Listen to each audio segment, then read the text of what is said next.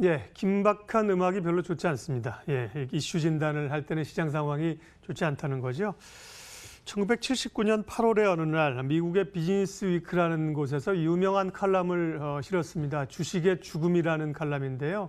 지금처럼 모든 상황이 안 좋아질 때 그 칼럼은 이제 비관적인 얘기를 실었는데 몇 년 지나고 역사상 최대의 강세장이 또 도래해서 역사적으로 기억되는 칼럼입니다. 물론 지금은 상황은 우리도 안 좋습니다. KTB 투자증권 김한진 박사님 모셨는데요. 최근의 시장 상황 보면서 전략 세우도록 하겠습니다. 어서 오십시오. 네, 안녕하세요. 워낙 2분기를 지나면서도 시장 자체는 사실은 강하게 뻗어갈 요인보다는 조금 이제 조정의 가능성을 언급을 하셨습니다. 예. FOMC부터 좀 평가해 주십시오. 회의 결과 이후의 시장은 어떻게 반응을 할까요? 네, FOMC 예상대로 25bp 금리 인하가 단행됐는데요.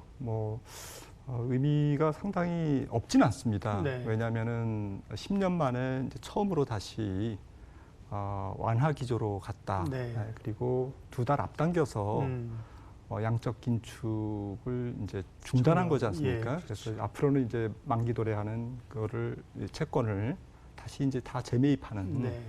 그러니까 연준의 대차 대조표가 추가로 축소되지 않는다라는 의미는 여전히 금리 인하뿐만 아니라 양적 긴축의 중단을 통해서 연준이 완화적 스탠스를 가져가겠다라는 네. 이제 표현이고요. 방향 전환 일종의. 예. 네, 내용상으로는 사실 연준 위원 중에 이제 2명이 금리 동결을 주장했기 때문에 네.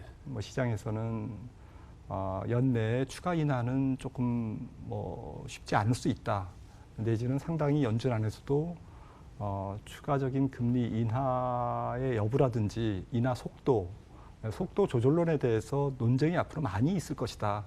라는 쪽에 가능성을 열어둔 회의라고 평가할 수가 있을 것 같고요. 네. 아무튼 마켓에서는 기대했던 정도 하지만 사실은 조금 연속해서 인하할 수 있다라는 기대감이 높았는데 사실 근데 시장이 기대죠, 네. 예. 근데 파월 의장이 이제 이게 본격적인 금리 인하 사이클이 아니고 못을 박았습니다. 네. 소위 미드 사이클 어드저스트먼트라는 이제 표현을 썼는데 그러니까 앞으로 데이터 보면서 내릴 수도 있다. 하지만 이게 지금 한 번 인하했다고 그래가지고 계속 분기에 한 번씩 인하하는 정도의 이런 그 인하 사이클을 못 박는 것은 전혀 아니다라는 쪽으로 이제 한 발 뺐습니다. 네. 그러니까 이제 시장의 기대치가 너무 이제 금리 인하 쪽으로 사실은 최근에 쏠렸지 않습니까? 예. 그러다 보니까 연준 입장에서는 마켓의 좀 소통 방식을 금리 인하에 대한 지나친 기대 심리는 조금 누르고 대신에 이제 경기에 대해서 연준의 어떤 그 뷰, 경기에 대한 전망은 그리 나쁘지 않다. 그리 나쁘지 않기 때문에 연속해서 인하할 가능성은 높지 않다라는 쪽에서 일종의 양공 작전을 마켓에 대해서는 시장 한편에서는 좀 달래는 그런 기자회견을 했다고 평가가 됩니다. 네. 미국 증시는 금리 정책 인하에 대한 기대감도 있었지만 그거는 이제 일정 부분 선반영했던 바가 있고요. 실적도 기대보다는 괜찮으면서 사상 최고가 행진을 가고 있는 거 아닙니까? 그 와중에 문제는 우리 증시가 너무나 부진하게 미국 증시와 격차를 지금 벌여가고 있는 건데요. 역사적으로 보면 해소는 되겠습니다만 지금은 워낙 시운 온도차가 큽니다. 이제 이런 소위 디커플링이 언제쯤 해소될까요? 조금 디커플링의 해소에 대해서는 저는 네. 부정적이라고 생각하는 편이고요. 물론 기술적이고 단기적인 반등은 앞으로도 수차례 저는 있을 가능성이 있습니다. 예를 들어서 네. 미중 무역 분쟁이 부분 타결 내지는 일괄 타결이 되거나 이런 그 통상 이슈에서의 이제 일시적인 이벤트 드리븐 장세가 얼마든 나올 수 있고요. 네. 그럴 때는 사실은 이제 이런 통상 악재 때문에 한국 증시가 더 눌려 있기 때문에 중국 증시와 더불어서 이제 그런 이벤트 드리븐 장세는 충분히 미국 시장하고 일시적인 오히려 역전, 미국 시장은 가만히 있는데 한국 시장 올라간다든지 이런 일들이 있을 수는 있습니다. 하지만 조금 이제 긴 추세에서 보면 이거는 이제 어닝의 문제거든요, 사실. 이번 2분기 실적만 봐도 한국 기업의 실적은 계속 저희가 이제 어닝스 리비전 레이쇼라고 그래가지고 네. 얼마나 이제 기대치를 충족했는지 이번 2분기 실적이 네. 실제 결과치가 얼마나 예상치를 충족했는지를 이제 보면 안 좋아질 거로 생각했는데 네. 더 안 좋아진다. 근데 미국은 뭐 예상대로 뭐 거의 네. 뭐 한 80, 90% 그렇게 나왔는데 S&P 500 기업은 예.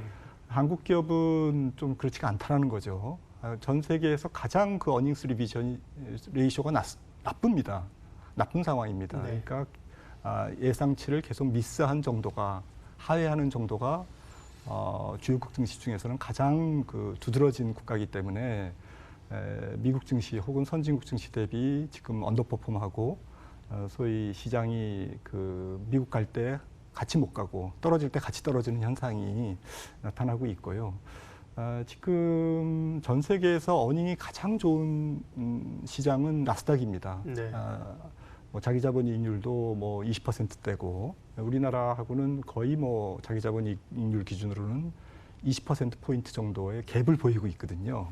그런데 그 갭을 보이는 정도가 계속 최근 10년에 더 벌어지고 있습니다. 네. 그리고 그 벌어지는 정도, 그러니까 미국 기업, 특히 혁신 성장 기업이 많이 상장돼 있는 나스닥 기업과 한국 코스피 기업의 어닝의 그 다이버전스, 네. 그 차별화가 계속 벌어지고 있고 거기에 맞춰서 미국 대비 한국의 혹은 나스닥 대비 코스피의 상대 PBR이라든지 이런 멀티플 배율이 계속 그 한국이 언더하고 있습니다. 구조적이라는 예, 말씀이시죠. 그러니까 뭐 이게 예. 어떻게 보면 네. 한국이 코리아 디스카운트의 가장 큰 요인은 기업이 돈을 못 벌기 때문에 네. 그런 거고 연초 대비 미국 나스닥이 25%, 그다음에 주요 미국 증시가 20% 평균적으로 올라간 거는 그쪽 기업들이 이익이 좋기 때문에 올라간 거고 한국 기업들이 이익이 나쁘기 때문에 코스피는 지금 더 나쁜 거고 그런 상태에서 코스닥의 여러 가지 예. 악재들까지 가세되면서 수급이 조금